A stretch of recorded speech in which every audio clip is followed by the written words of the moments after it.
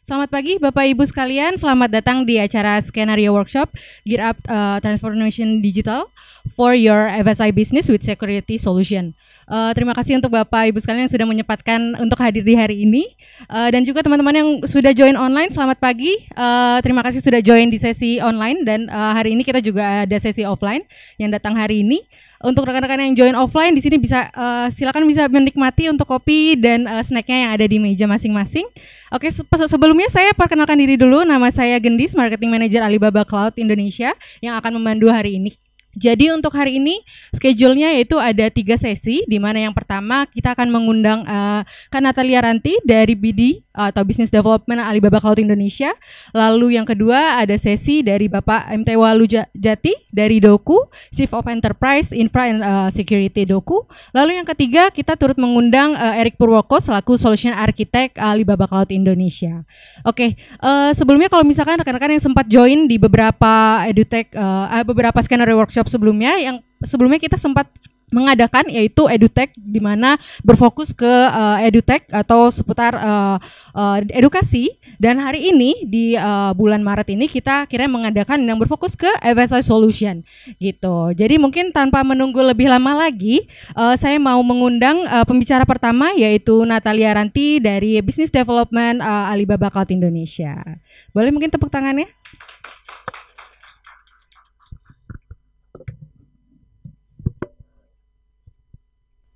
Oke, thank you. Selamat pagi semuanya, baik yang join on site dan online ya.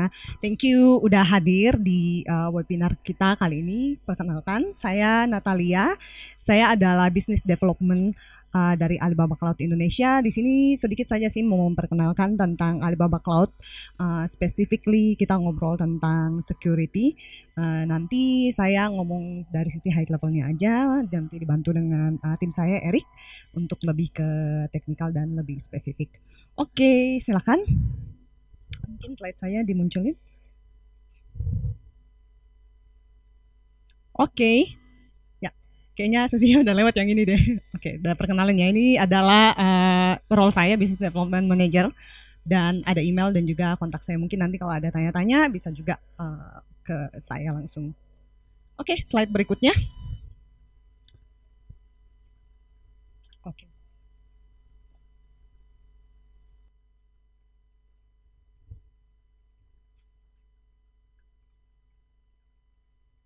Oke, ya. Ini adalah milestone Alibaba Group ya. Saya sharing sedikit nih, mungkin sebagian dari kita sudah tahu ya, Alibaba Group tahun 99 awalnya Jack Ma dan teman-temannya bikin Alibaba Group itu di satu apartemen yang kecil banget ya di Hangzhou di China. Lalu kemudian terus berkembang, ada Alipay di 2004, ada Tmall juga, lalu kemudian ada Alimama, dan kemudian di 2009 itu launch Alibaba Cloud-nya. Tadinya Alibaba Group pakai private cloud, kemudian karena bisnisnya scale up, begitu juga IT teknologinya scale up, dan akhirnya Alibaba decide untuk publish launch Alibaba Cloud secara publik di 2009, dan juga bertepatan dengan Double 11 yang mungkin kita kenal sebagai shopping festival ya, tiap tanggal 11 bulan 11 di China dikenal dengan 11/11 atau single day. Lalu kemudian di 2010 ada AliExpress, 2014 kita juga bergerak di bidang financial, ada N-Financial juga, ada Xiaonou, lalu seterusnya di 2017 kita partner untuk cloud service partner ya, worldwide. Oke, mungkin lanjut aja karena ini secara high level aja. Oke, ya ini adalah perjalanan Alibaba Cloud di Indonesia. Mungkin ada yang bertanya, udah punya data center belum di Indonesia? Yes, jawabannya ya. Kita punya 3 data center di Indonesia. Yang pertama itu launch di 2018. Lalu kemudian yang kedua launch di 2019. Kemudian kita juga punya scrubbing center ya di Indonesia ya, 1 scrubbing center, dan ini launch di 2021. Jadi DDoS-nya, anti DDoS-nya udah ada ya di Indonesia ya. Lalu kemudian data center yang ketiga itu kita launch di 2021. Semua data center ini terinterconnected, semuanya fully redundant, lalu kemudian trafficnya semuanya di encrypt. Oke, next. Oke. Jadi total kita sebenarnya udah 7 tahun di Indonesia ya. Ya mungkin kalau udah 7 tahun udah sangat mature ya. Kita sudah punya ribuan customer, kita sudah punya partner lebih dari 100 partner di Indonesia. Dan training kita nih yang paling penting. Tiap bulan kita ada training, mungkin terima email tiap bulan dari tim marketing, dari Gendis. Kita ada webinar, training seperti ACA, ACP, itu profesional training. Lalu kemudian, oke, lanjut. Ya, mungkin ada juga yang bertanya bedanya Ali Cloud sama cloud provider yang lain tuh apa sih? Ya, kita ada 4 value ya di Alibaba Cloud Indonesia ya. Yang pertama itu kita nomor 2 IaaS provider menurut menurut Indonesian Gartner IT Service Report. Lalu kemudian kita juga punya produk lebih dari 100 ya yang sudah mature ya di Indonesia. Mungkin bedanya adalah kalau provider yang lain tidak se-mature kita sih produknya. Lalu kita juga punya excellent track record. Kita cover dari semua seperti financial, e-commerce, media, public sector, internet, dan juga logistik. Kita juga punya strong ekosistem yang kuat dan local support, mulai dari mungkin partner kita semuanya sangat responsif ya, dan juga berbahasa Indonesia, jadi mungkin language barrier-nya juga jangan khawatir, bisa sangat minimalis. Oke, lanjut. Oke, ini adalah global leader di cloud teknologi ya. Mungkin yang seperti bisa dilihat di slide saya, untuk security-nya sendiri kita berada di peringkat pertama. Secara overall, Alibaba Cloud ada di nomor ketiga posisinya. Oke, lanjut. Ya, oke. Alibaba Cloud Global Infrastructure, kita sudah hadir di 28 regions worldwide. Lalu kemudian availability zones-nya kita juga udah ada 86. Lalu CDN nodes kita lebih dari 2.800 dan sudah cover lebih dari 200 negara dan juga regions. Oke, silakan lanjut. Ya, ini adalah produk portfolio kita ya hari ini, karena kita fokus hari ini di security. Mungkin saya kasih garis besarnya aja. Jadi kita ada 3 pilar di Alibaba Cloud. Kita ada IaaS atau Infrastructure as a Service, lalu kemudian ada PaaS atau Platform as a Service, lalu kemudian ada SaaS atau Software as a Service. Nah, semuanya ini di cover dengan security. Kita ada beberapa solusi security ya, yang cukup komprehensif sebenarnya, mulai dari security management, application security yaitu WAF, lalu kita juga ada data security, lalu kemudian untuk network security-nya seperti anti-DDoS-nya, lalu ada server security juga, dan business security. Nah, mungkin saya nggak terlalu deep ya bahasnya, nanti mungkin konsepnya juga akan di sharing sedikit oleh rekan saya Erik. Next.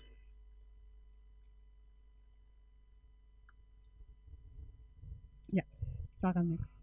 Oke, lalu kemudian mungkin ada juga yang suka bertanya ya, ini yang paling sering ditanyain sebenarnya, compliance-nya sudah memenuhi belum ya? Kita sudah comply kah dengan global dan juga lokal?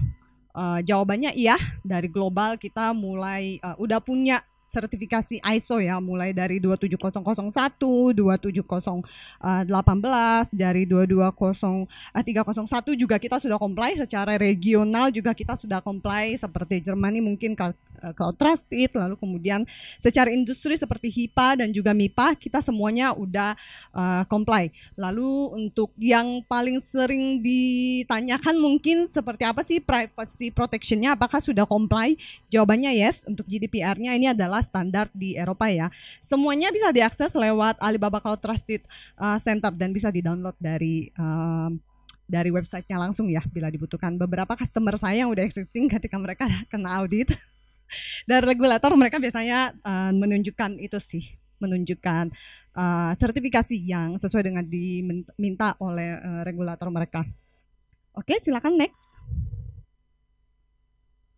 Oke, mungkin ini cuma informasi aja. Ini adalah regulation structure di financial sector. Mungkin kebanyakan untuk banking itu diatur oleh OJK. Lalu seperti e-money dan e-payment itu lebih banyak diatur oleh Bank Indonesia. Oke, silakan next. Oke, ini juga adalah blueprint for digital transformations ya. Ini cuma informasi aja bahwa untuk mengakselerasi digital transformation, salah satunya Indonesia itu di-encourage untuk pakai cloud. Oke, next. Oke, kita masuk ke Alibaba Cloud Security. Saya cuma high levelnya aja, cerita-cerita dikit ya. Oke, mungkin kita langsung ke next slide-nya aja. Ya, jadi cloud security itu sebenarnya udah punya solusi cloud native security ya. Apa aja sih itu? Ada beberapa ya, seperti self-adaptive elastic protection, data security, built-in segmentation, lalu kemudian ada connected real-time, instant recovery, API-driven automation, lalu ada unified identity management. In fact, reason nomor 1 kenapa banyak organisasi nih yang sekarang migrate ke cloud instead of on-premise, karena kita offer better security. Gitu ya. Nah, di 2020 Public Cloud Infrastructure as a Service atau IaaS dikatakan akan suffer 60% lebih rendah security incident-nya dibanding yang masih pakai traditional data center. Oke, next. Oke, aku mau bahas sedikit mengenai anti-DDoS dan WAF. Anti-DDoS ini adalah protection layer 4 ya, untuk against bandwidth attack dari internet ke bisnis. Lalu kemudian kita juga punya solusi WAF atau Web Application Firewall. Ini adalah protection layer 7 untuk filter dan monitoring HTTP, HTTPS, dan juga HTTP2 traffic antara web application dan juga internet.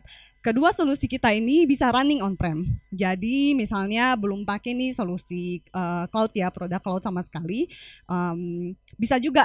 bisa pakai solusi anti-DDoS dan WAF kita. Ada beberapa customer kita yang bergerak di bidang FSI dan juga banking yang sudah pakai DDoS kita juga. Karena DDoS kita seperti tadi saya sudah mention ya, scrubbing center kita udah ada di Indonesia, data centernya, jadi semuanya traffic semua dibersihkan di Indonesia. Oke, next. Oke, ini adalah challenge-nya DDoS ya. Kenapa sih orang melakukan DDoS attack itu? Ya bisa jadi karena pengen sabotase kompetitor, lalu ada blackmailing, lalu soliciting attention juga. DDoS itu artinya distributed denial of service. 80% itu bisnis. Sebenarnya 80% bisnis dari korban-korbannya ini itu adalah under DDoS biasanya, DDoS attack ya. Lalu kadang kalau mereka hacker ini kalau kirim serangan kayak gitu dalam jumlah yang besar deh ya. Kenapa paling sering dilakukan DDoS attack ini? Karena paling murah. Untuk bring down satu server itu aja cuma butuh 7-9 dolar ya. Jadi sangat murah. Kenapa kita semua butuh? Karena memang sangat murah untuk melakukannya. Lalu bisa sampai generate 10 miliar USD di DDoS industry. Jadi memang ada organisasinya juga ya untuk melakukan penyerangan DDoS ini. Lalu mereka juga sering menyerang kayak army like gitu, kirim 340 ribu troops di DDoS industry. Nah, ini contohnya 90% online gaming service down ya karena DDoS attack, bisa recover 2 atau 3 hari kemudian.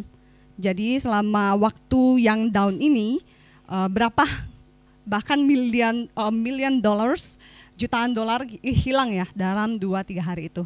Jadi kebayang ya, sangat mengganggu bisnis ya, merugikan. Oke, next. Satu organisasi kalau punya website, chances are kalian under attack. Next. Nah, salah satunya yang tadi saya sudah mention, kita selalu punya festival Double 11 yang diadakan setiap tanggal 11 bulan 11. Kita juga under attack. Kita peak attack-nya itu di atas 5 juta ya KPS-nya. Ada 42 miliar attack request, ada scan requestnya sekitar 6,7 juta, lalu kemudian ada di 181 negara. Jadi kebayang ya, karena Global Shopping Festivalnya Alibaba Cloud ini memang skalanya skala global ya, jadi bukan cuma di satu negara. Jadi bisa dibilang ini adalah testimoni Alibaba Cloud Security System yang secara sukses memprotek service against billion time attack pada saat Double 11 Festival Shopping Festival. Oke, next. Nah, sedikit saja framework dari Alibaba Cloud Security. Tadi saya mungkin udah cerita sedikit mengenai WAF dan juga DDoS yang sudah ada ya di slide ini ya, di infrastructure security-nya. Untuk dari sisi account, operation, network, infrastructure, data storage dan juga incident response, sebenarnya kita udah cukup komprehensif ya security solutions-nya. Mungkin saya bahas sedikit. Seperti identity security, kita punya Bastion Host dan juga Action Trail. Bastion Host ini lebih ke servernya ya, ada videonya juga. Lalu kemudian ada Action Trail untuk melihat histori siapa-siapa aja sih yang mungkin udah pernah masuk nih ke servernya ya, mengubah server dan sebagainya. Itu ada historinya yang disebut dengan Action Trail. Dari sisi data security-nya juga kita udah punya solusi security-nya berbagai macam, dari HSM, lalu kemudian data encryption dan lain-lain. Oke, next. Ya, kita punya customer reference. Oke, ini adalah customer reference kita yang khususnya bergerak di bidang financial sector industry, mulai dari Kredivo, Adira, Dana, Investri juga, lalu kemudian ada Indodana dan lain-lainnya. Ya, ini semua udah pakai kita. Oke, next. Oke, salah satunya customer reference kita seperti Astra, mereka juga udah pakai solusi security kita ya, seperti CDN, Content Delivery Network. Next, ini adalah cloud architecture-nya Astra Financial. Oh, udah pakai WAF-nya juga tuh. Kemudian boleh next.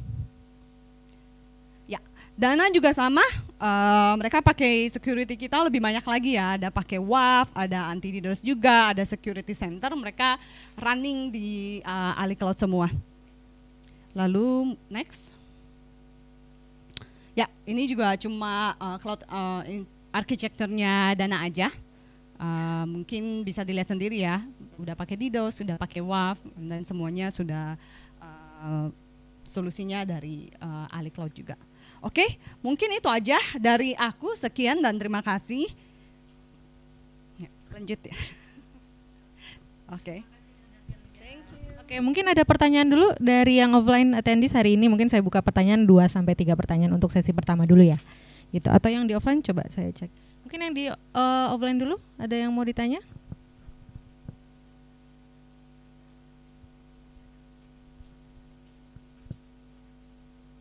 Oke, sementara di online juga belum ada, mungkin saya lanjut ke sesi kedua dulu, kalau begitu. Oke, tanpa menunggu lebih lama lagi, saya mengundang Bapak MT Walujajati selaku Chief of Enterprise Infra and Security Doku. Mungkin bisa perkenalkan diri, boleh tepuk tangannya dulu untuk Bapak Jati, atau sapaannya Pak Jati ya Pak ya? Oke, selamat pagi ya. Baiklah, saya Jati ya, dari Doku. Seperti Anda tahu, Doku adalah payment gateway, wallet, juga untuk remittance, berhubungan dengan pembayaran online. Oke, kemudian saya sendiri join Doku dari 2008 ya, sampai sekarang. Jadi cukup lama juga, mulai dari ya starting sampai sekarang ya, sampai jadi Chief Enterprise. Oke, mungkin itu dari saya. Mungkin langsung ke slide aja kali ya.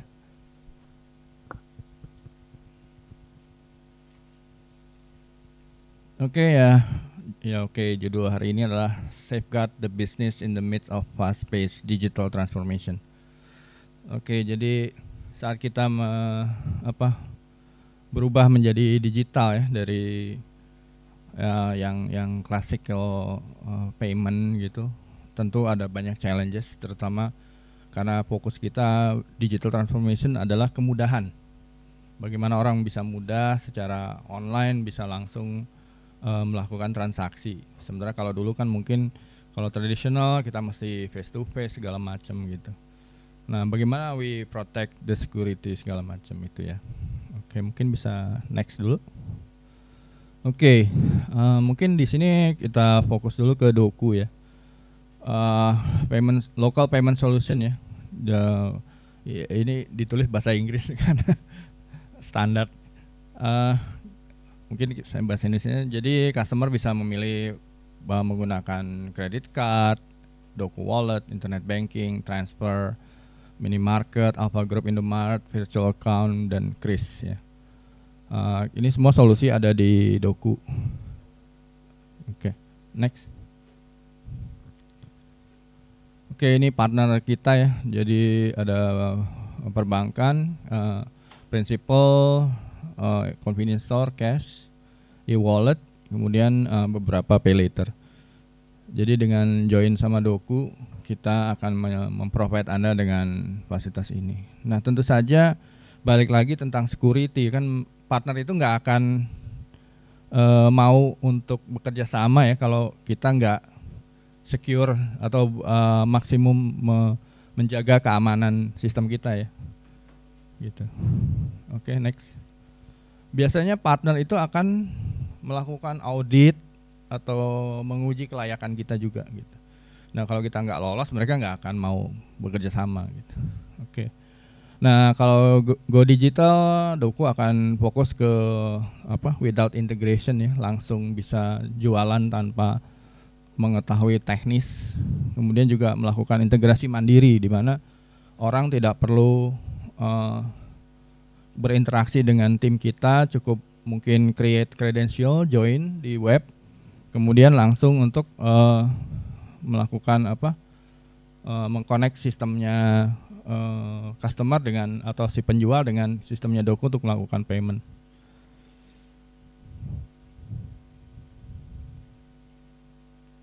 Oke, next.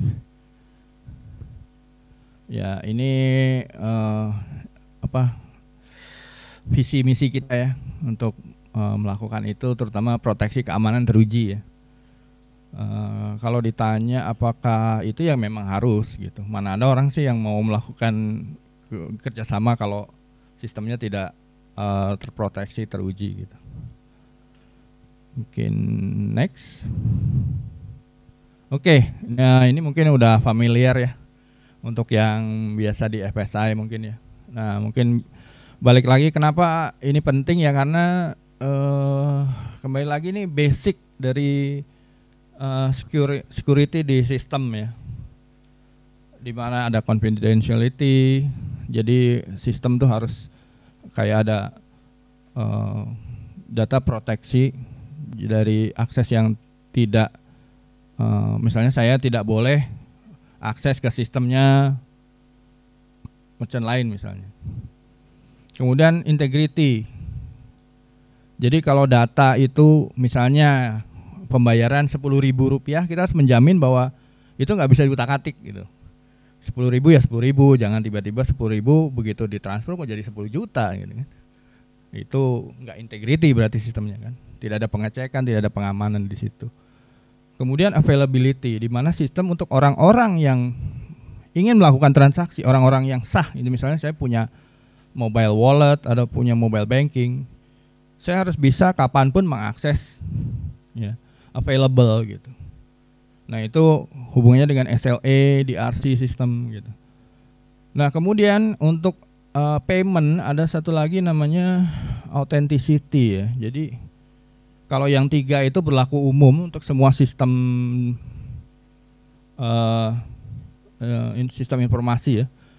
Kalau yang authenticity adalah tambahan bahwa kita harus menjamin yang kita akses itu benar gitu. Webnya Doku atau aplikasinya Doku mengakses yang benar gitu. Kemudian juga ada namanya non repudiation, di mana kalau kita melakukan transaksi, orang itu harus bisa secara sistem kita menentukan bahwa orang itu yang melakukan transaksi. Sehingga tidak bisa bilang bahwa oh enggak, saya enggak transaksi kok. Gitu kan. Buktinya mana gitu. Nah, itu kita harus sistem payment atau FSA itu harus bisa melakukan non repudiation gitu. Enggak benar kok, ini based on ini device Anda kok yang melakukan. Passwordnya siapa yang tahu? Ini ada OTP, ada apa gitu kan. Sehingga kita menjamin bahwa ya transaksi itu sah, valid dari yang memang berwenang untuk melakukan pembayaran itu. Nah, kenapa ini penting? Karena ini kan dasar. Jadi misalnya kita kerjasama dengan partner gitu ya. Partner akan balik lagi ke sini gitu. Bapak confidentiality-nya gimana?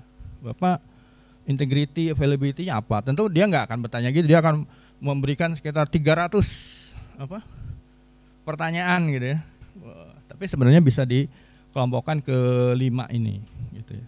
Ya, jadi kalau kita bekerja sama orang, terus kita sudah standar seperti ini, tentu mudah buat kita untuk berbicara bahwa oke, ini kita udah ini, oh ya sepakat sama ini. Gitu. Kalau kita bisa juga dengan tidak mengikuti ini, tapi ceritanya panjang lebar gitu kan, kerjasamanya nggak jadi gitu. Karena dianggap, terutama kalau asing ya biasanya ya, dengan partner-partner asing gitu, dia kan udah familiar dengan ini, ya kita harus berusaha mewadahi itu seperti ini. Oke, bisa lanjut.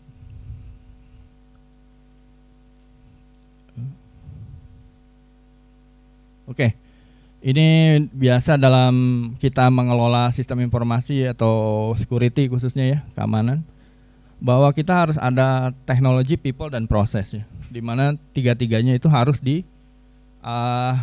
dikelola dengan baik ya.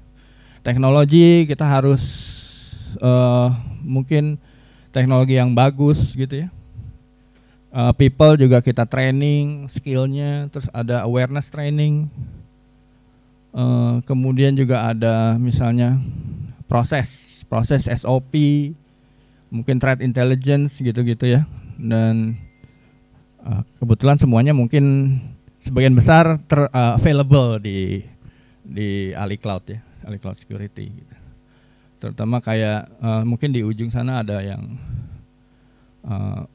ada tambahan lagi, selain itu juga ada behavior risk and analytic ya, selain network protection gitu ya. Nah, ini mungkin menambah dari sistem security, dari behavior user, mungkin terjadi upaya-upaya account takeover ya, di mana sudah bocor username, password, mungkin juga SMS-nya juga bisa diintercept dengan telepon phishing gitu ya. Tapi kalau kita mempunyai behavior risk and analytic, kita tahu nih orang ini biasanya beli pulsa kok, sekarang beli handphone harga 50 juta ini gitu kan. Mungkin bisa kita blok dulu kali gitu kan. Nah, itu satu hal yang di atas lagi, di atas security, yaitu behavior risk analytic. Oke. Tapi yang tetap perlu adalah tadi ya, teknologi kita juga harus update. Mungkin patching ya, paling gampang ya. Kalau ada operating system patching, atau misalnya ada vulnerability di mana kita patching. Itu menyangkut juga people, juga harus tetap di training tiap tahun, onboarding waktu join company juga harus di training. Kemudian proses dari SOP, mungkin instruksi kerja, dari policy prosedur gitu ya. Mungkin yang ISO mungkin udah familiar ya. Ya, tapi intinya tetap itu harus direview dan disesuaikan, karena ancaman security itu berkembang terus gitu ya. Mungkin sekarang trennya lagi serangan hacker Rusia, hacker Ukraina gitu ya. Kalau dulu mungkin hacker dari Beijing gitu ya. Berdasarkan IP ya. IP who is loh gitu ya. Oke, mungkin dengan kalau menggunakan fasilitas security kita bisa langsung mencegah, memblok, dan juga mengetahui statistiknya segala macam. Oke, mungkin lanjut. Oke. Nah, ini mandatory ya. Ya mungkin ini ya doku ya pakai lah ya. Firewall, anti DDoS, WAF, IPS, IDS, antivirus, encryption. kemudian juga centralized logs gitu. Nah, ini mungkin gambaran umum ya, firewall dan macam-macam. Nah, kita menggunakan firewall itu udah pasti lah ya, semua sistem kalau secara waras ingin diekspos ke internet ya harus ada firewall gitu ya, supaya kita paling open port-port atau akses ke yang diperlukan oleh bisnis. Kemudian juga anti DDoS seperti yang tadi di-mention ya sama Mbak Natali. Anti DDoS itu penting. Soalnya dulu kita nggak pakai anti DDoS itu ya. Mati seharian itu. Jadi waktu itu kita pernah kena di attack gitu ya nggak bisa apa-apa gitu. Nunggu dianya capek aja. Tapi kan seperti tadi dibilang kalau kita transaksinya 5 menit berapa, misalnya 5 menit 10.000 gitu ya. Satu transaksi 500 perak gitu kan. Berarti kan 5 juta. Kalau 2 hari berapa juta kita rugi kan gitu. Ya kan? Ya mau nggak mau kita harus pakai anti DDoS gitu. Kemudian juga WAF gitu. Jadi kenapa saya cerita, karena kita dulu pernah tanpa DDoS, tanpa WAF gitu. Modal cuma firewall doang gitu. Nggak cukup gitu ya. Karena begitu misalnya di open port HTTPS gitu. Itu kan legal ya, ibaratnya kita buka pintu pagar gitu, masuk dari pintu gitu. Tapi kalau orangnya bisa bisa lewat pintu kan semuanya bisa lewat gitu. Walaupun nggak loncat pagar, tapi kan dia lewat pintu, dia memalsu kredensial gitu-gitu kan, melakukan konten-konten yang malicious gitu ya, untuk melakukan kayak reverse terminal gitu ya, menyimpan itu, sehingga akhirnya kita perlu WAF gitu. Walaupun teorinya semua application harus top 10 OAuth gitu ya, secure dari broken authentication segala macam, tapi pasti adalah satu saat. Yang kedua, dengan menggunakan WAF itu kita bisa lebih cepat untuk menangani, juga bisa lebih punya visibility gitu. Kemudian IPS IDS, di mana ini mirip sebenarnya, sekarang kita integrated dengan firewall, jadi intrusion kalau ada yang masuk atau ada yang coba untuk ekspor data keluar ya. Kemudian antivirus mungkin kita kembangkan lagi ke anti malware ya. Jadi sekarang itu kan banyak kayak ransomware segala macam ya, kita coba pasang juga. Nah kemudian encryption ini sebenarnya levelnya untuk data ya, pengamanan data. Nah encryption kalau bisa ya kita pakai yang HSM gitu untuk bisa standar. Kemudian pakai yang secure AES 256 kayak gitu minimal. Centralized log juga ya, kita sempat ngalamin dulu lognya nggak pakai centralized, jadi kalau mau lihat log ya buka server detail gitu ya. Terus kalau udah ribuan bingung, apalagi kalau transaksinya kenceng, ini errornya tadi mana ya? Udah lewat gitu. Ya akhirnya ya terpaksa kita invest di centralized log, karena memang pertama kebutuhan secara teknis, yang kedua memang required by compliance juga ya. Oke, next. Nah, ini WAF tuh makanya saya bilang sangat important ya. To protect financial, maintain company reputation, avoid financial loss, maintain compliance. Yaitu seperti saya contohnya ada valid, ada malicious request, itu sebenarnya bisa difilter di WAF-nya ini ya. Gitu. Dari firewall pasti udah lolos gitu kan. Dia pakai HTTPS, pakai mungkin port yang legal gitu kan. Mungkin port SFTP atau port apa gitu. Tapi the content of the contentnya itu yang harus difilter. Sehingga itu buat saya itu wajib ya, WAF itu ada. Bahkan kalau misalnya Anda kerjasama nggak pakai WAF pasti ditanyain tuh, please why you don't use. Capek udah, pakai aja deh. Udah pakai selesai kan. Kalau no, explain. Kalau ini udah selesai. Ya, jadi ini penting banget ya WAF itu. Web application firewall. Jadi memudahkan Anda lah daripada capek-capek explain terus kemudian masih ditolak juga, akhirnya Anda harus beli. Ya, tetap mending Anda. Dan ini penting banget nih, saya nggak bisa lebih menstreskan bahwa ini penting gitu. Bahwa punya WAF itu penting gitu. Oke, next. Ya, ini contoh punyanya ini ya, punyanya Ali.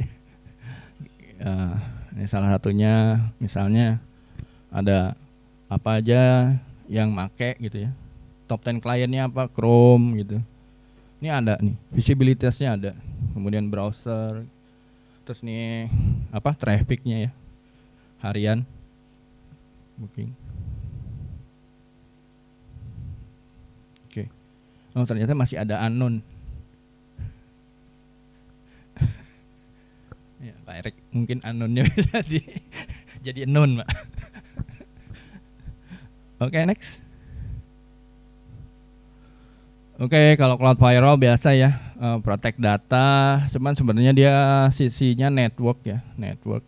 Biasanya kita combine cloud firewall tuh apa ya, untuk ya compliance ya, monitoring, reporting terhadap traffic yang masuk.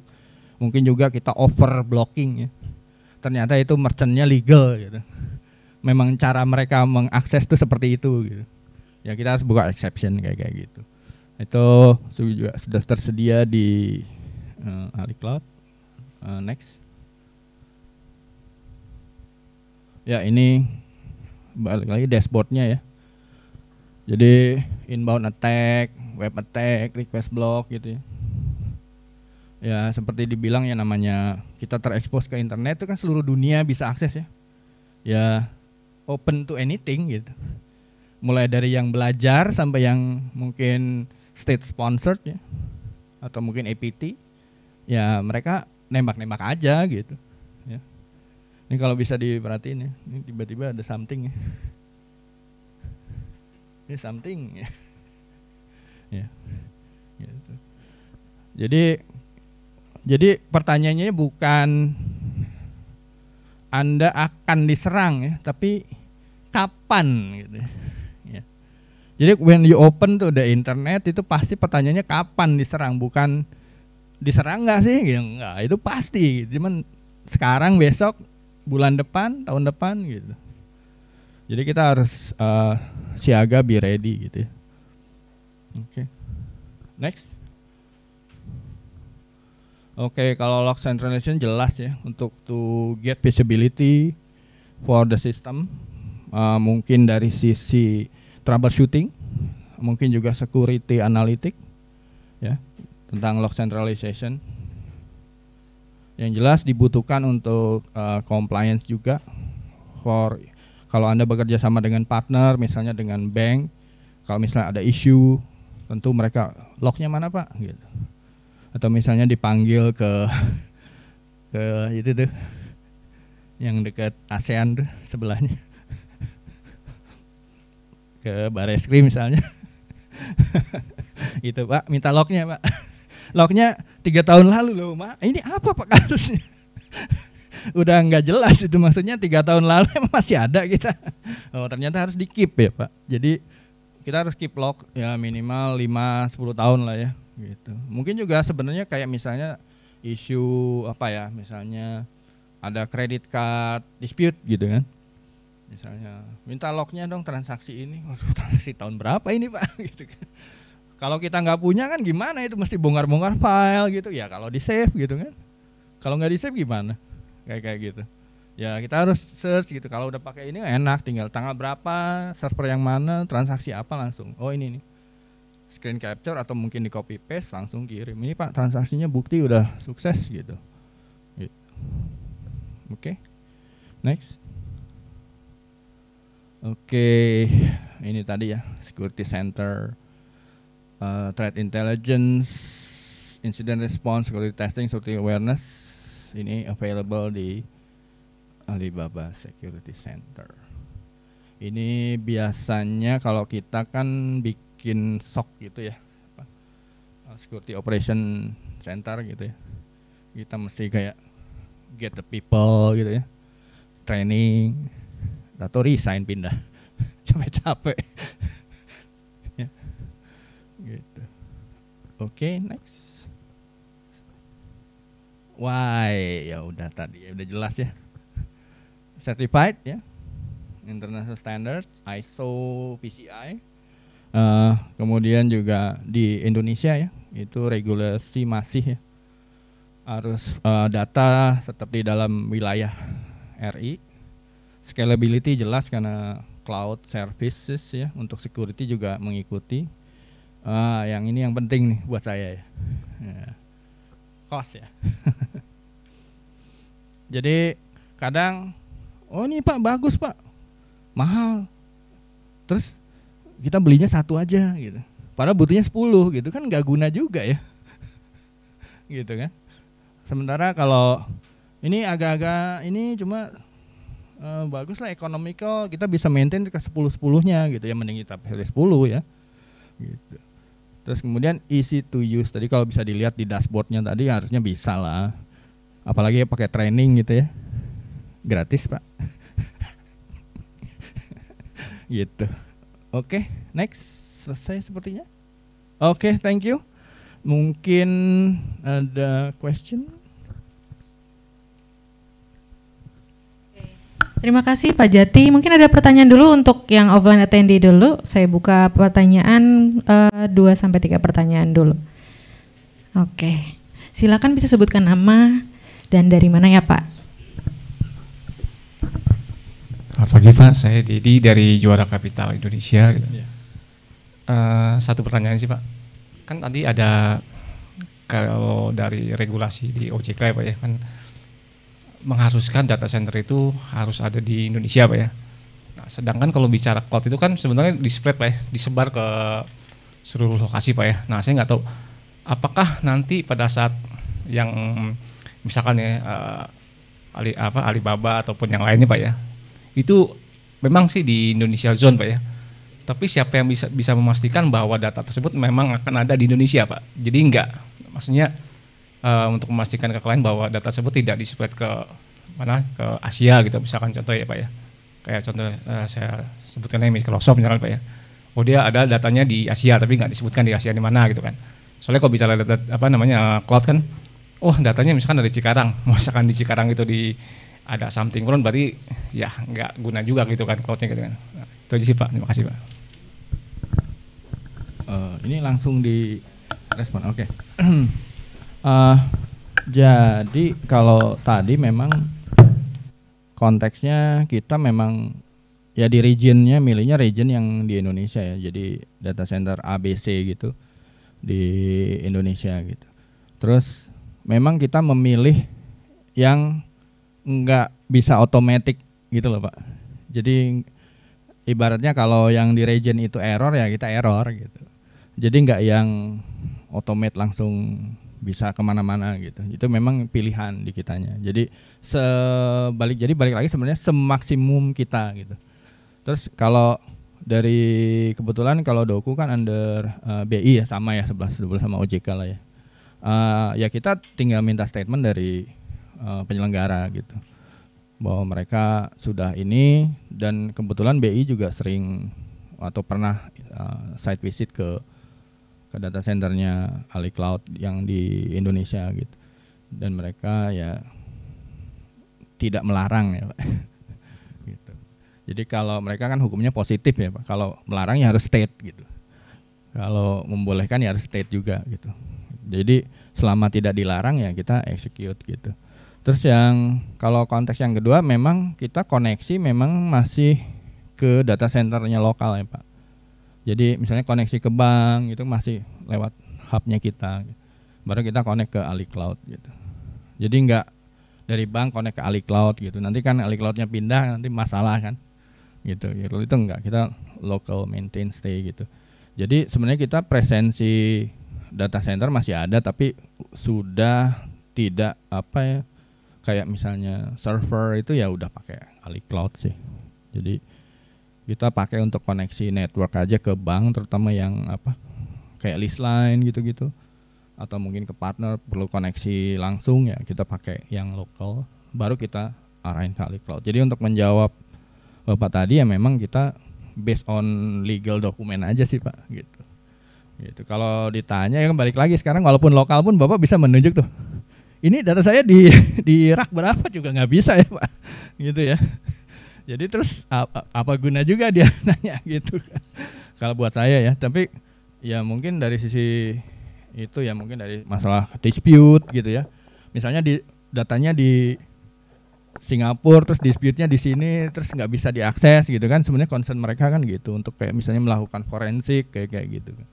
Nah saya sih ya yakin lah itu ada di sini. Terus yang kedua mengenai tadi datanya disebarin atau enggak, ya karena kita FSA ya kita encrypt sendiri Pak. Jadi selain mereka sudah encrypt ya kita encrypt juga gitu. Jadi benar-benar ya cuma orang tim doku aja yang berapa orang itu yang bisa do the decryption gitu, selain lewat HSM tadi gitu. Jadi memang data address-nya juga dikunci, nggak kita open gitu. Jadi ya buat saya sih itu wajib ya, maksudnya ini datanya kita ya kita kunci gitu. Punya duit dimasukin lockbox kuncinya kita bawa gitu. Walaupun kita simpen di bank gitu ya, nggak 37 miliar sih Pak. Gitu. Oke, mudah-mudahan menjawab Pak ya. Oke, terima kasih Pak untuk pertanyaannya. Semoga menjawab pertanyaan tadi. Di sini ada pertanyaan dari online Pak Jati. Seberapa sering terjadi penyerangan dan kapan biasa terjadi? Serta pernah ada yang terganggu dengan penyerangan itu? Terima kasih. Ini dari Bapak Tuanku Muhammad Iqbal. Dari mana Pak? Instansinya enggak? Itunya dari PT atau tidak disebutkan Pak di sini. Sering lah ya. Ya minimal di DOS atau scanning gitu ya. Scanning terus kayak coba-coba untuk ngehack itu pasti sering lah ya. Itu nggak kehitung deh gitu ya. Makanya harus sering. Kalau biasanya kapan itu menjelang liburan ya. Menjelang Lebaran, menjelang Natal, menjelang Tahun Baru itu biasanya gitu. Kayaknya nunggu kita nyelengah gitu ya. Mau liburan ya. Serbu gitu. Ya kayak gitu. Terus terganggu atau enggak? Ya dulu sangat terganggu ya, apalagi di DOS ya. Mati 2 hari gitu. Ya terganggu dong gitu. Ya dan nggak bisa ngapa-ngapain gitu kan. Tunggu dianya capek gitu. Gitu. Tapi kalau sekarang enggak, kita udah pakai anti DDoS ya. Mudah-mudahan kuat gitu. Cuman memang tetap terganggu sih, karena kan dia akan sedot bandwidth kita walaupun nama dia mungkin udah di drop 90% gitu ya. Tapi kan 10% tetap masuk, tetap ganggu gitu. Nah itu juga dari sisi kita gitu. Gangguan yang lain mungkin kita kayak stop transaction sampai mungkin bugs-nya dibenerin, pernah. Cuma biasanya itu critical, biasanya cepat. Within 1 day kita udah start the service again gitu. Jadi misalnya ada yang critical security gangguan gitu ya, kita langsung tahu, langsung kita stop gitu. Biasanya sih langsung. Karena itu critical biasanya within 1 day kita benerin gitu. Gitu. Oke. Mudah-mudahan menjawab. Oke, terima kasih Pak Jati untuk jawabannya. Semoga menjawab pertanyaan dari Bapak Muhammad Iqbal yang join via online. Mungkin ada pertanyaan lagi dari yang rekan-rekan offline di sini? Oke, bisa sebutkan nama dan dari mana ya Pak? Selamat pagi Pak Jati, saya Tommy Pak. Kami baru merintis sebuah website gitu Pak, baru selesai deploy-nya. Kemudian yang paling mudah dan cepat kami menggunakan JMS WordPress Pak, dan baru kemarin kami ACC integrasi dengan Doku. Yang jadi pertanyaan sederhana Pak, pluginnya kenapa ditaruh di Git ya Pak ya? Kenapa gak ditaruh di repo WP aja gitu? Jadi biar mempermudah user untuk langsung mengunduh dan mengunduh pluginnya gitu Pak, nggak lewat Git gitu. Kemudian yang kedua, memang secara open source Git cukup oke Pak ya, banyak tangan, banyak melihat gitu. Cuman dari segi kemudahan user kayaknya lebih susah deh Pak. Itu aja sih dari pertanyaan saya Pak. Oke. Ya itu kebetulan karena mungkin kebiasaan developer kali Pak ya. Jadi devnya ya biasanya pakai GitHub, ya dia publishnya di GitHub gitu. Itu satu. Terus yang kedua ya mungkin masih itu sih jawabannya Pak. Ya, dari developernya mungkin nanti masukannya bisa di ini Pak. Soalnya kita gini Pak, kan kita bikinnya nggak cuma buat WordPress ya Pak, ada banyak gitu. Jadi mungkin kita ya sekaligus aja di satu tempat gitu. Karena ya kadang kan kalau itu kan ada kayak eksklusivitas juga dengan WordPress segala macam gitu. Cuman memang yang paling banyak sih WordPress ya Pak untuk di kita di Doku ya, dibanding yang lain untuk menggunakan plugin sih Pak, gitu ya. Mungkin di situ Pak jawabannya. Makasih Pak. Oke, baik, terima kasih Bapak atas pertanyaannya. Semoga menjawab pertanyaannya tadi. Di sini ada satu pertanyaan online nih Pak. On average, how long will it take for a bank to migrate to cloud? Bank. Yes. Waduh. Kalau bank itu pasti lama ya. Lama izinnya Pak. Mungkin ada yang dari banking agak sulit nih buat kalau Doku sih sekarang aja setahun belum selesai nih. Bukan karena alih cloudnya sulit ya, tapi karena dari sisi kita juga banyak aplikasi-aplikasi yang nggak ready cloud gitu ya. Jadi mungkin kita harus kayak bikin cloud ready baru kita pindahin ke cloud, itu satu. Terus mungkin ya kalau dari saya sih mungkin dari perizinan ya kalau perbankan ya. Kalau dari Doku nggak perlu harus lapor gitu ya. Paling tetap harus lapor tapi tidak perlu minta izin gitu. Kalau sepengetahuan saya itu sih gitu.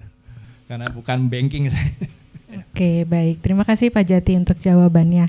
Oke, mungkin satu pertanyaan terakhir yang join via offline di sini. Masih ada pertanyaan? Sebelum kita melanjutkan ke sesi selanjutnya dari Solution Architect kami. Oke, mungkin kalau belum ada pertanyaan lagi, nanti bisa teman-teman yang join online bisa ditaruh di kolom Q&A aja. Terima kasih Pak Jati untuk pemaparannya di sesi kedua kali ini. Boleh tepuk tangannya sekali lagi untuk Pak Jati. Oke, baik. Kita lanjut ke sesi selanjutnya ya. Di sini kita akan mengundang Pak Erik Purwoko dari Solution Architect Alibaba Cloud Indonesia. Silakan Pak Erik.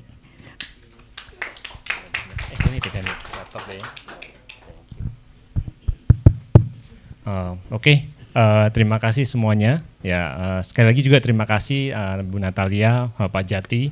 Ya, tadi kalau kita teman-teman dengerin sesinya Pak Jati itu cukup menarik ya. Bukan cukup makan, itu sangat menarik karena Pak Jati benar-benar yang mengalami gitu ya.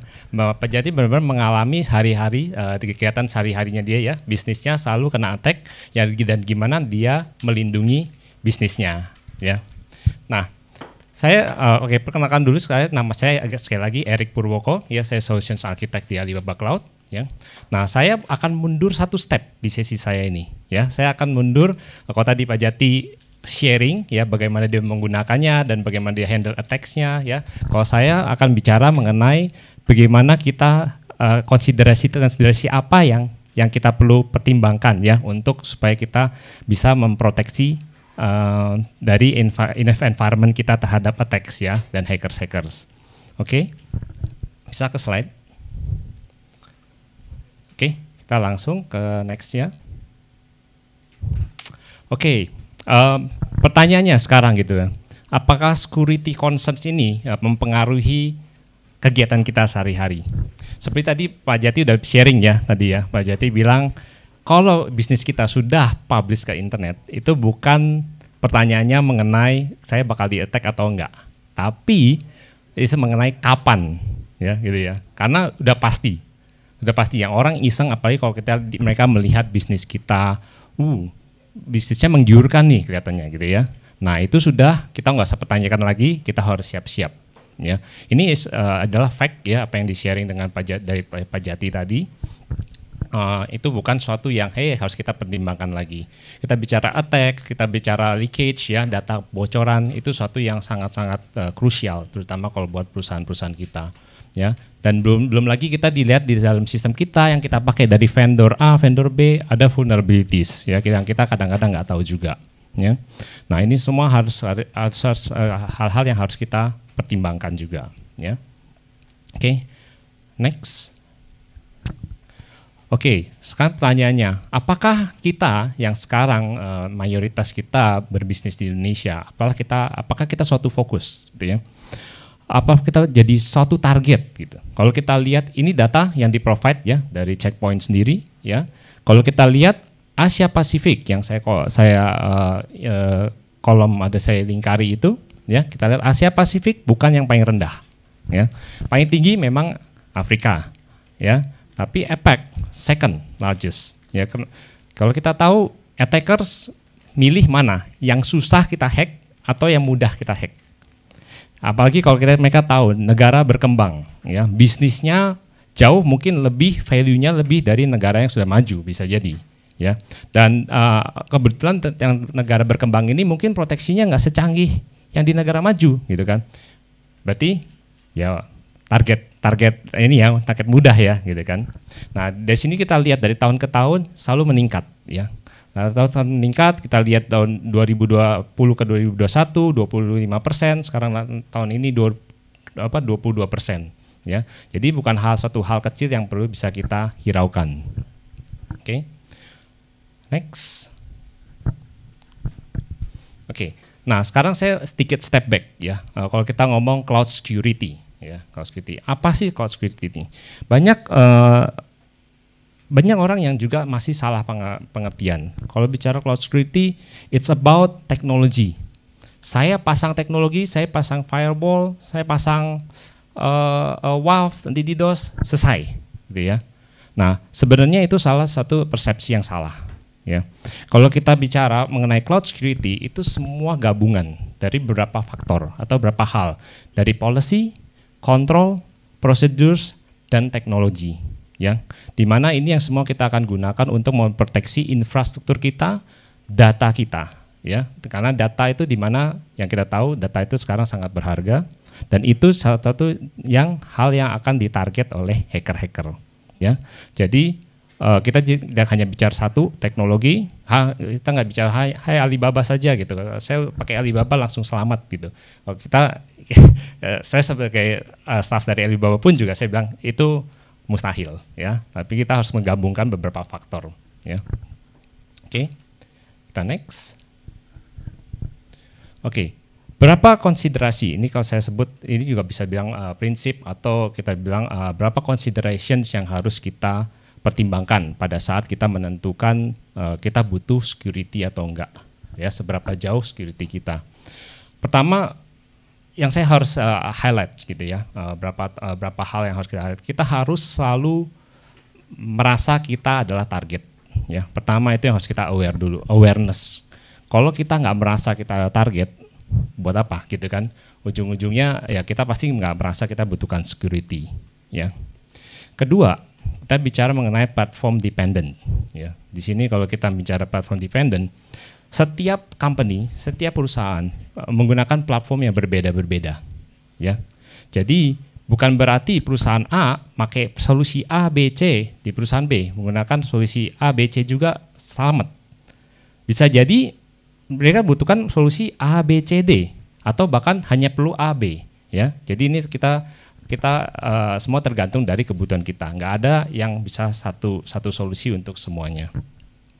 Ketiga adalah konsep isolation from outside. Yes, pertama yang harus kita lakukan adalah kita harus isolasi environment kita dari luar. Ya, kita nggak mau orang luar asal masuk. Ya, tapi apakah berhenti di sini? Nanti akan saya jelaskan lebih lanjut. Ya, yang keempat, yang pasti adalah sensitive data. Ya, sensitive data yang kita punya itu adalah aset terbesar yang kita punya. Ya, dan itu yang benar-benar harus kita proteksi karena apalagi bisnis yang di FSI. Ya, kalau kita udah bicara sensitive data, nah itu nomor satu udah, ya. Begitu bocor, kita bisa bilang selamat tinggal gitu ya ke bisnis kita. Kemudian yang terakhir adalah business continuity, ya. 100% kita bisa terproteksi, belum tentu, ya. Tapi kalaupun kita kelewat, kebocor, ya, ataupun terserang, tapi at least kita punya business continuity, ya. Jadi di mana kita harus bisa meresume bisnis kita. Oke, saya akan bahas lebih detail selanjutnya. Kita bisa ke next slide. Ya. Nah, ini kita. Kalau kita bicara, ya kita harus assume kita adalah possible target, ya. Pertama, ya. Ada yang bilang, oke, perusahaan saya kecil. Saya nggak mungkin nggak butuh sebesar itu gitu kan, nggak butuh proteksi, jangan salah gitu ya. Tapi seperti tadi saya bilang gitu ya kan, kalau misalkan hacker melihat, hey, oke, perusahaan ini belum besar gitu ya, belum besar, tapi gampang diserang gitu kan. Saya ambil nggak datanya? Ya diambil juga masih sama hacker kan, gitu kan. Nah jadi jangan pernah assume saya nggak pernah ditarget. Bahkan kita sebagai orang pribadi, bisa jadi dalam komputer kita pun juga ada data-data important, gitu ya. Nah, jadi juga bukan berarti kita harus menghiraukan itu, ya. Nah, satu ini adalah contoh, yes kita harus menganggaplah kita akan diserang. Next. Nah, kalau ini tadi saya bilang gitu ya, platform dependent, nggak ada satu one size fits all solutions di security, ya. Jadi semuanya bergantung dengan tipe bisnis kita, apa yang kita lakukan, akses apa yang kita kasih ke customer. Ya kalau kita sebagai e-commerce kita beda, sebagai payment gateway kita beda, ya kan tipenya. Jadi tipe customer kita bisa jadi end user, gitu, customer kita bisa saja partner saja gitu ya. Semua berbeda-beda. Jadi solusinya ini semua akan berbeda-beda juga. Ya, tapi intinya yang perlu kita lakukan di sini, apa yang kita consider, setiap sistem yang ada di company kita perlu kita proteksi, semua konsisten, ya, nggak hanya server. Oh, saya cuma punya, saya ada server, saya hanya perlu proteksi server, nggak. Tapi kita juga perlu proteksi laptop kita, contohnya. Kita juga perlu proteksi WiFi network kita, ya. Kita perlu proteksi handphone kita juga, ya, handphone customer yang datang ke kantor kita, ya. Jadi ini adalah satu hal yang perlu kita secara konsisten kita proteksi. Ya. Next. Ya. Nah, kalau dulu ada persepsi, hey, firewall ini adalah security is about kita proteksi network kita dari luar. Ya. Tapi sebenarnya saat ini zaman sekarang kita nggak hanya stop dari proteksi dari luar. Ya, tapi dari dalam pun juga perlu kita lakukan proteksi, ya. Nah, kalau ini contohnya, misalkan kita punya customer yang suka juga datang ke kantor kita, ataupun partner, ataupun siapapun gitu masuk ke kantor kita, dan network kantor kita nggak diproteksi, contohnya, gitu kan? Nanti, customer yang luar ataupun yang ada orang yang jahat yang berniat jahat mengaku-ngaku sebagai customer datang ke kantor, connect ke network kantor. Ujungnya apa? Bocor juga dari dalam kan, gitu kan? Ataupun juga kita nggak melindungi dari staffnya sendiri. Kita misalkan dari employee kita ada yang nakal, kita nggak tahu ya kan? Kita nggak tahu, bukan kita kadang-kadang, tapi kalau kita atau siapa yang mungkin nggak senang, ya kalau kita nggak melakukan proteksi terhadap employee sendiri, ya nanti bisa juga bocor dari dalam, ya. Jadi kalau kita bilang sekarang kita harus proteksi dari luar maupun dalam, walaupun di dalam kita tetap harus melakukan enkripsi, ya. Jadi walaupun data itu diambil orang dalam atau orang luar, semuanya tetap nggak ada yang bisa baca. Ya, itu dari salah satu contoh saja implementation. Oke, next. Nah, business continuity, ya. Nah, ini kita bilang sebenarnya seperti kayak auto recovery, ya, mungkin disaster recovery atau apa. Tapi intinya, ya, saat kita terserang, ya, oke, amit-amit, oke, kalau kita semua yang sudah kita lakukan bisa memproteksi, yes, kita aman, ya. Kita mungkin kayak tadi Pak Jati bilang, oke, kita tahan gitu ya.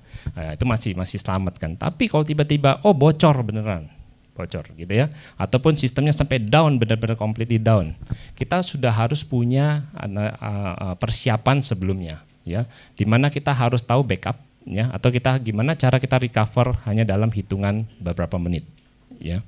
Jadi kalaupun sampai semua completely sistem kita down karena attacker, kita bisa replicate, kita bisa lakukan replicate dan bisnis kita lanjut, ya, untuk melakukan processing dan kita bisa mengatasi customer lagi. Oke. Jadi ini satu hal yang cukup penting juga ya untuk mempertimbangkan security. Oke, next. Mungkin selanjutnya saya akan bicara sedikit mengenai best practice. Ini apa sih yang disarankan dari Alibaba? Secara high level, ya 3 step best practice. Ya, ini best practice yang kita siapkan supaya juga teman-teman nggak melakukan suatu hal yang mubazir ataupun kurang gitu ya. Nah, 3 inti yang kita sebut adalah pertama adalah know yourself. Ya.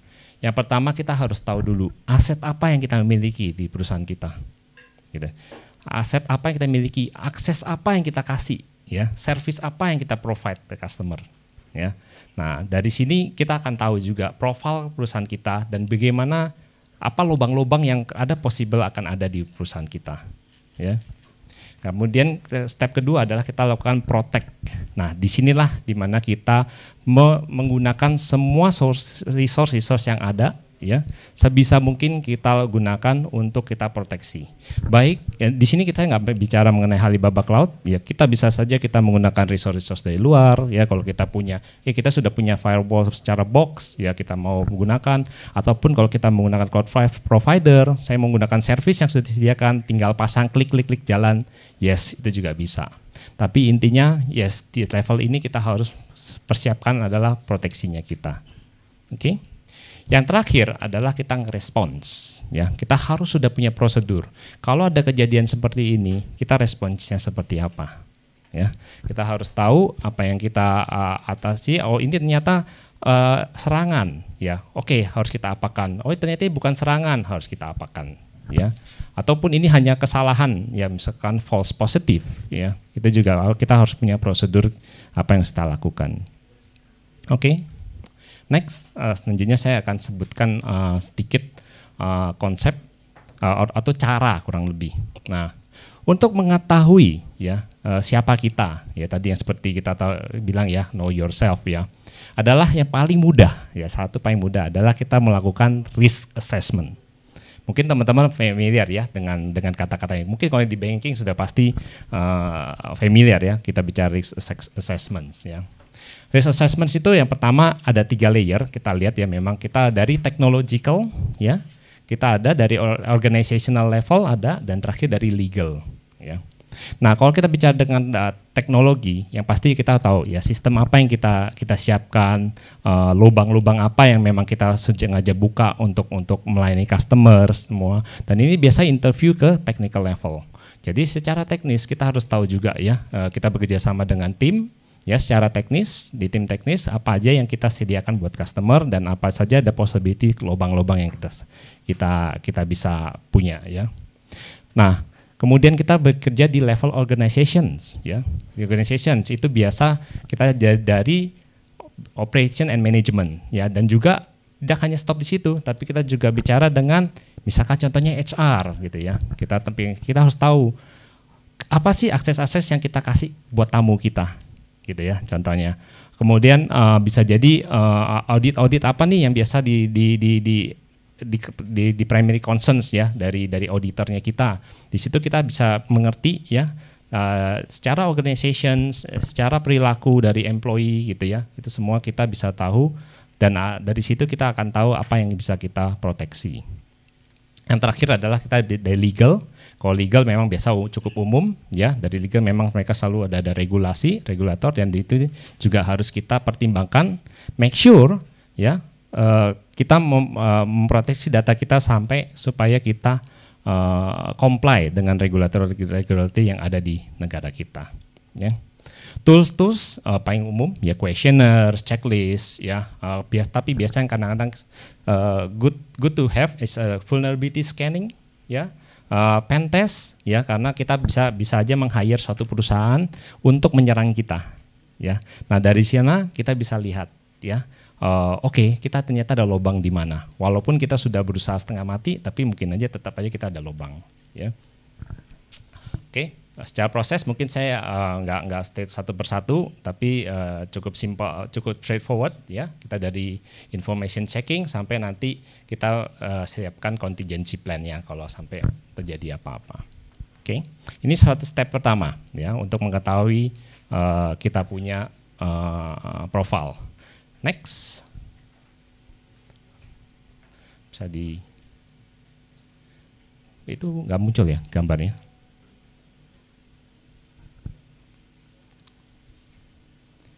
Memang nggak muncul. Oh oke. Mohon maaf sedikit error. Tapi anyway, disinilah di step di mana kita membuat peraturan, profile, control, management ya. Kemudian juga teknologi yang kita implementasikan di sini untuk memproteksi dari environment-nya kita. Salah satu konsep di sini, di sini memang teknologi yang kita pakai bisa tergantung. Sekarang keluar ya. Ya. Anyway, di sini adalah step di mana kita melakukan implementasi. Ya, kita bisa proteksi dari dua level. Ya, pertama dari attack protections itu dari hacker kalau attack ke kita, atau juga satu lagi yang saya sebut tadi ya dari organizational level kita proteksi dari access protections. Ya, kita bisa mengatur kontrol siapa yang punya akses. Ya, nggak hanya kita punya firewall, tapi kita juga punya policy di dalamnya. Tapi satu hal di sini yang cukup penting di sini adalah sekarang ini kalau teman-teman pernah dengar kita bicara mengenai zero trust policy ya atau zero trust concept ya. Itu adalah konsep di mana kita nggak percaya sama orang luar ya, tapi kita juga nggak percaya sama orang dalam ya. Oleh karena itu kita lakukan proteksi dari luar maupun dalam ya, sampai datanya pun juga kita santai encrypt. Ya, itu adalah salah satu konsep yang dibawa dari zero trust ini. Ya, karena apa? Kalau data kita udah kita encrypt, ya, sampai jelek-jeleknya pun kalau hardware diambil, dicolong, gitu ya, sampai fisiknya, disknya diambil, itu juga nggak bisa dibuka. Ini yang apa kita lakukan di Alibaba juga. Ya, wah kita encrypt hardware kita sampai kalaupun Alibaba punya employee yang nakal, nyolong hard disknya dari cloud, dia juga nggak bisa dibuka. Ya. Jadi pilihannya cuma satu, kalau data hilang kita nggak akan dibuka, kita lebih prefer data itu hancur. Ya, jadi pilihan satu-satunya adalah dihancurkan. Ya, walaupun data itu dicuri, nggak akan bisa dibaca. Ya, jadi di sini adalah kita bicara mengenai zero trust policy, ya protect dari luar maupun dari dalam. Step selanjutnya next. Tadi step 3 adalah response ya. Ya. Anyway, ini adalah kelanjutan dari tadi yang step kedua dan ketiga ya. Di sini kita ada beberapa teknologi yang kita pakai ya, yang pasti kita untuk mengidentify ya, ini serangan atau enggak gitu ya. Contohnya dari firewall ya, di level firewall fisik aja kita juga bisa tahu kan, oh ini serangan atau bukan. Ya kalau bukan responsnya apa? Kalau iya kita harus responsnya apa? Ya paling umum adalah kita blokir. Ya. Ataupun juga kita ada pilihan lain, misalkan kalau sekarang lagi teman-teman kenal ya, lagi eKYC sekarang ya, autentikasi. Ada orang mau menggunakan identitas orang lain buat menjadi langganan kita, ya. Di situ kita bisa detect, ya kan? Oh ternyata orang ini menggunakan identitas yang nggak valid gitu ya. Sistem kita bisa detect. Kemudian respons apa yang kita ambil dari situ? Kita mau block, mau reject, atau mau pending review. Nah, itu semua harus kita siapkan di area respons. Kemudian juga kita ada deteksi, kalau di kanan atas tuh kita lihat ya, kadang-kadang kita membuka sistem kita buat orang boleh upload file. Ternyata orang itu uploadnya pornografi ataupun gambar teroris gitu ya. Ya yang kita tahu ya, sudah belakangan ini sudah kita ban. Dan kita harus tahu juga di situ. Kita harus apakan data-data itu. Jangan sampai nanti ada orang lain yang melaporkan itu kalau kita sengaja menghosting pornografi, ya kan? Jadi kita harus siapkan dulu di level itu sendiri, ya, sebelum orang-orang itu melaporkan atau menyerang kita. Ya. Oke, ya ini adalah contoh-contoh beberapa respons yang bisa kita lakukan. Next.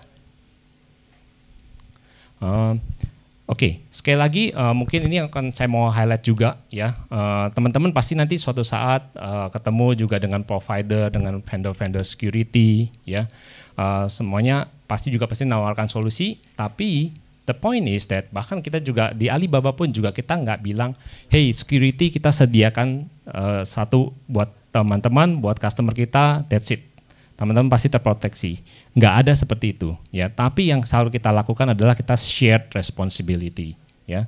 Di mana semua security end to end semua harus dilakukan dari kedua belah pihak, dari provider maupun dari customer, ya. Dari contoh di sini adalah Alibaba. Yes, Alibaba menyediakan semua service A, B, C, D buat proteksi. Tapi kalau dari aplikasinya tetap lobang, sama aja bohong, tembus juga kan.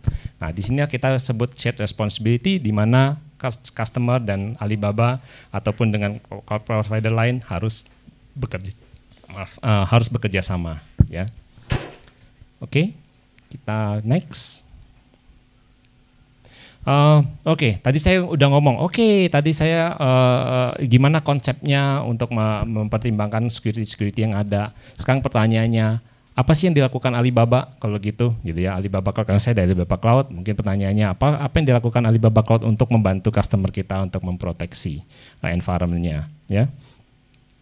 Di Alibaba konsep itu kita lakukan, kita sebut kita ada beberapa layer, ya, atau di sini framework, ya. Kita ada beberapa layer, kita kalau sebut dari accounting, dari account management, kemudian dari operations, dari network, infrastruktur, data storage, ya, sampai layer terakhir incident response.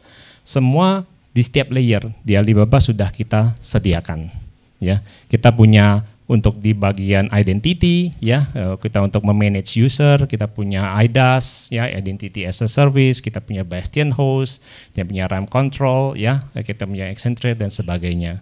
Kemudian di infrastruktur, kalau kita bicara infrastruktur, kita bicara network, ya, kita punya anti DDoS, WAF, firewall, ya, anti bot, anti security center untuk anti malware. Ini yang dimana tadi ya Pak Jati menggunakan semuanya, ya, rata-rata, ya.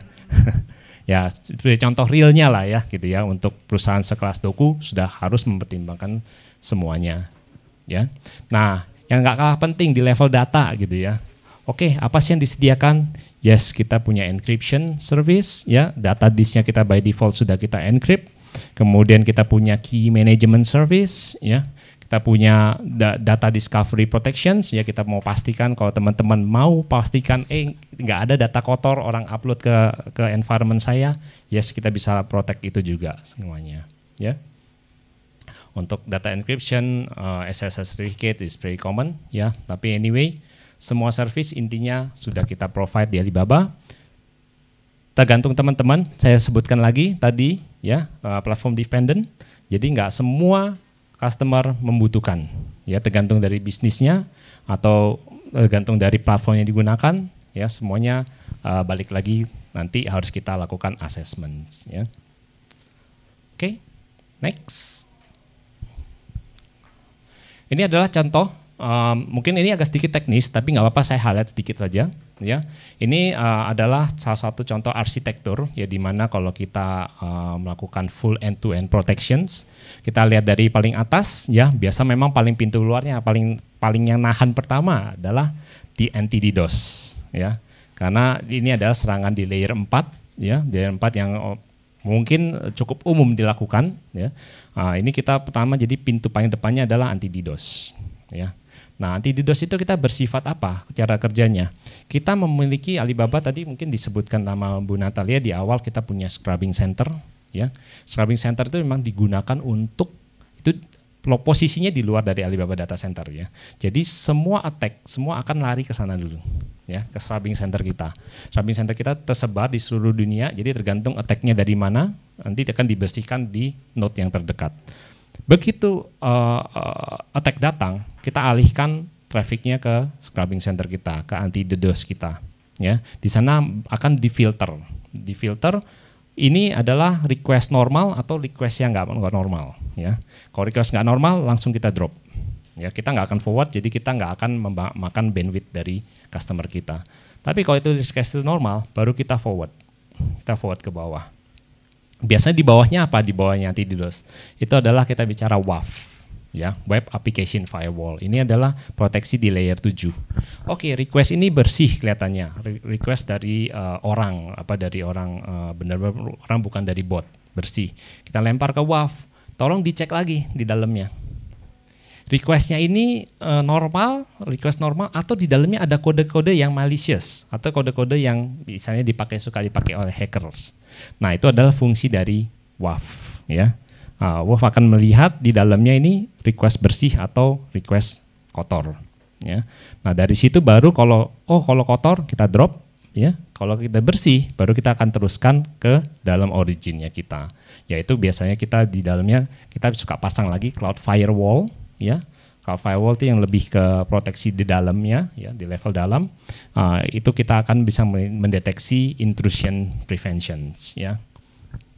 Nah, kemudian baru di dalamnya di server level itu kalau kita lihat ada security center ya. Di sini adalah yang kita paling mudah ngomongnya adalah antivirus atau anti malware. Ya, ini kita akan proteksi di level server supaya kalau misalkan ada yang salah ngeklik gitu ya di server, tetap kita bisa proteksi dari malware. Oke. Kurang lebih seperti ini secara garis besar implementasinya. Kita bisa next. Ya. Ini hanya ilustrasi yang berbeda.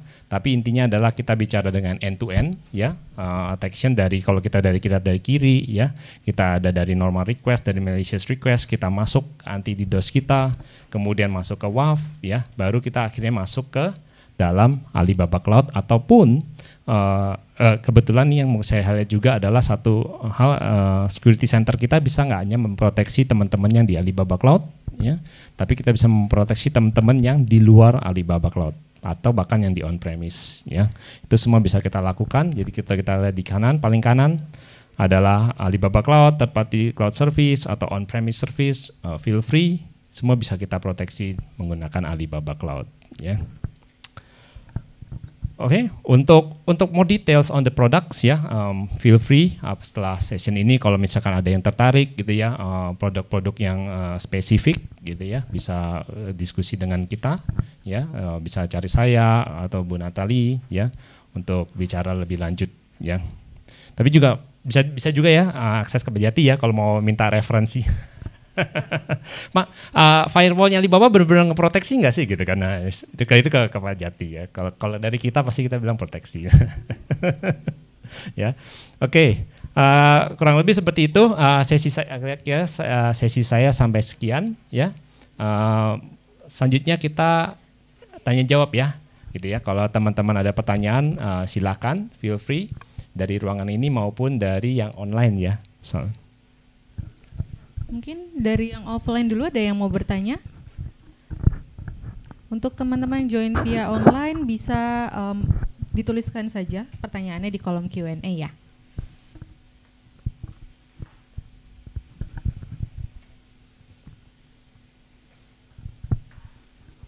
Oke. Gimana? Boleh. Boleh Pak, silakan. Pak, saya mau tanya tadi, kan tadi Bapak bilang semua data terenkripsi Pak ya. Ya. Pada saat kita ada data di cloud gitu, semua data terenkripsi itu pada saat user mengakses data tersebut tuh berapa lama pada saat ngebuka enkripsinya, itu yang pertama. Terus yang kedua, proteksi yang ditawarkan Alibaba Cloud ini, itu bentuknya semua ini software Pak ya, software yang ada di cloud Pak ya. Nah tadi untuk mengintegrasikan ke on-premise itu apakah di on-premise tersebut harus ada agent lagi atau cukup meredirect trafficnya ke Alibaba? Dah itu aja, makasih. Siap, makasih. Good questions. Tadi enkripsi ya, berapa lama ya gitu ya kalau orang mendecrypt. Encryption sudah pasti ada tambahan proses ya. Jadi kita nggak mungkin bohong, nggak mungkin nutupi kalau di encrypt ada tambahan effort nggak gitu? Yes, pasti ada.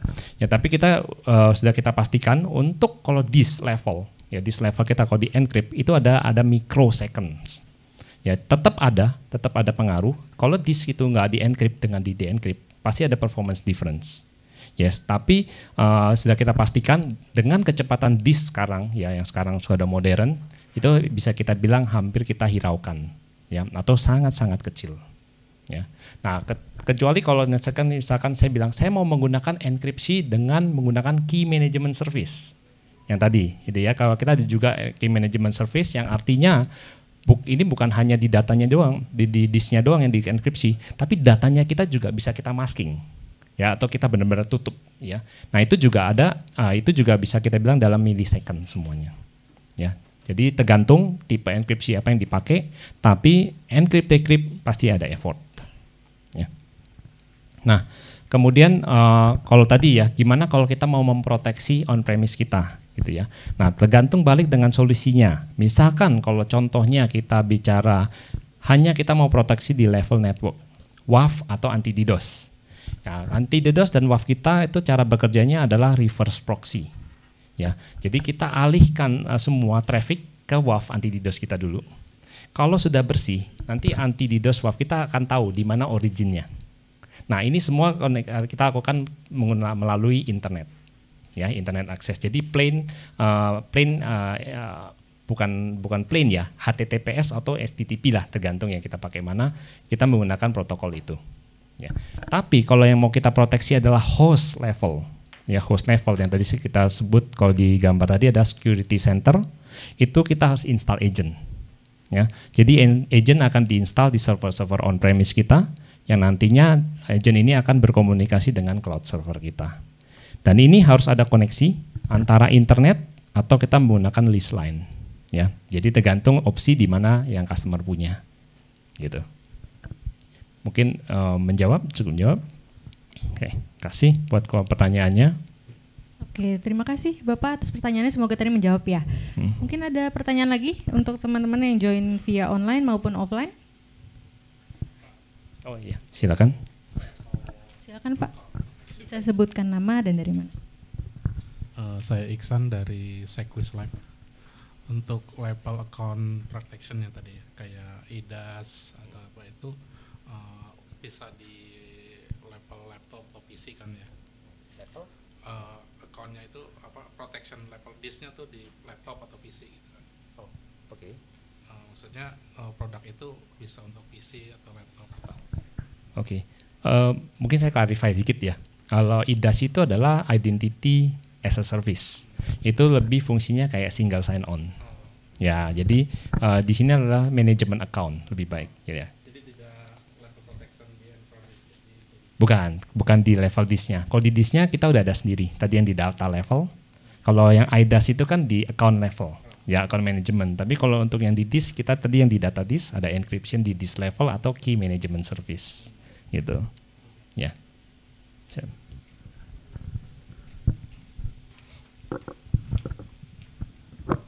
Oke, terima kasih Pak atas pertanyaannya. Oke, next mungkin ada pertanyaan lagi dari rekan-rekan yang join offline. Saya sembari cek yang di online juga ya. Oke, belum ada. Wah ini belum puasa udah pada lemes semua ya. Gimana nanti udah puasa ini? Antara saya jelasinnya nggak jelas atau terlalu jelas. Kayaknya yang nggak jelas. Oke, tenang aja Bapak, Ibu, mungkin nanti kalau misalkan ada pertanyaan lagi, setelah ini kita ada sesi networking, lunch bareng, jadi mungkin bisa discuss langsung sama Pak Erik atau dengan Bu Natali, kalau misalkan ada pertanyaan terkait Alibaba Cloud, dan masih ada Pak Jati juga ya Pak ya. Oke, saya cek kembali. Oke, mungkin berarti untuk sesi ketiga ini kami sudahi. Terima kasih Pak Erik, boleh tepuk tangannya sekali lagi ya, untuk Pak Erik Purwoko dari Solution Architect Alibaba Cloud. Oke, mungkin saya sekaligus menutup, saya mau ada sharing sedikit terkait dengan security, mungkin bisa dibantu untuk PPT-nya. Nah, ini jadwal untuk free ACA certification training di tanggal 22 dan 23 besok. Jadi ada 2 hari. Mungkin walaupun liburan, tapi kalau misalkan masih mau liburan produktif masih bisa join ini training, dan examnya itu di tanggal 27 Maret gitu. Dan ini free untuk rekan-rekan yang join hari ini gitu.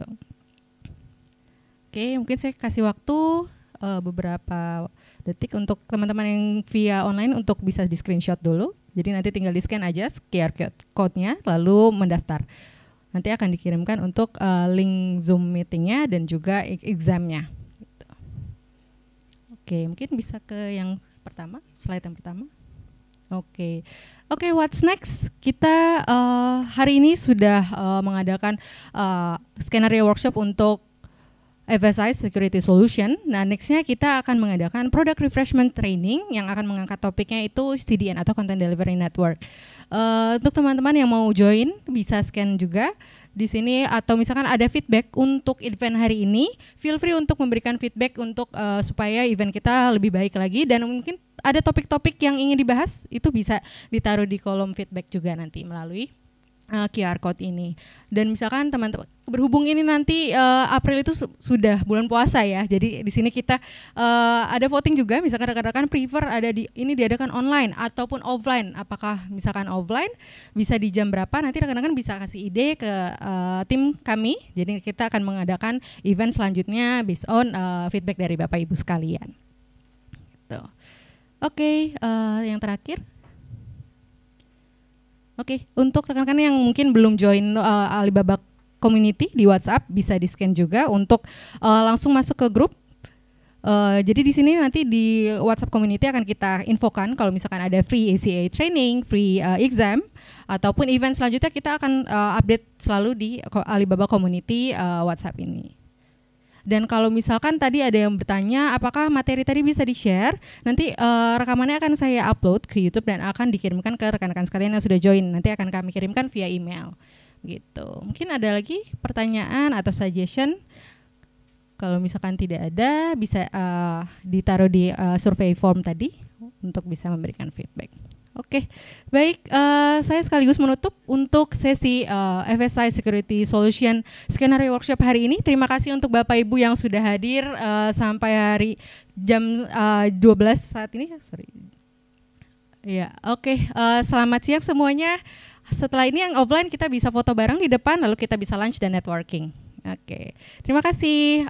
Selamat merayakan Nyepi juga untuk yang merayakan, dan selamat memasuki bulan Ramadan untuk yang merayakan. Terima kasih, saya ucapkan selamat siang.